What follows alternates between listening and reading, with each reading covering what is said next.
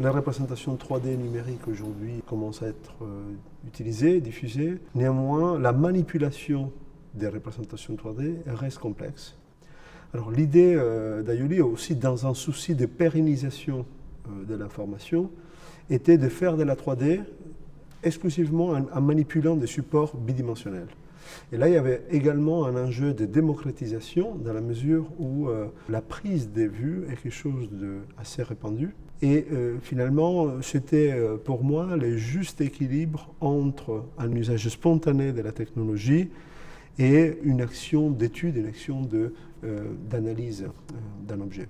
La plateforme Aioli permet d'une part de modéliser de façon assez simple et rapide une œuvre en 3 dimensions. Sur ce modèle 3D, Aioli permet de rajouter des annotations spatialisées puisque les annotations sont rattachées géométriquement à des points du nuage de points tridimensionnel et donc permet d'organiser les données scientifiques, techniques, documentaires produites dans le cadre d'un chantier de conservation-restauration autour de l'objet.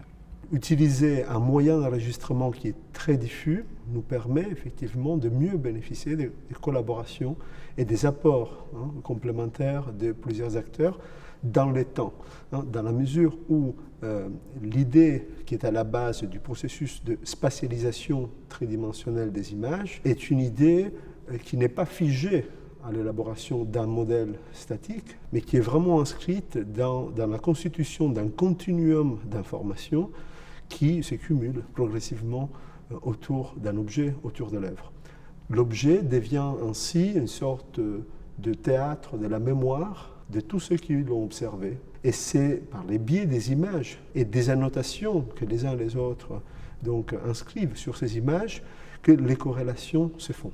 La plateforme est une plateforme qui est conçue et développée sur des technologies facilement déployables à très grande échelle. Donc tout fonctionne sur le web à partir des dispositifs mobiles également. Et donc est une plateforme qui peut être déployée par plusieurs utilisateurs. Donc c'est là qu'on peut comprendre facilement quel est l'intérêt de l'effort de développement dans cet outil.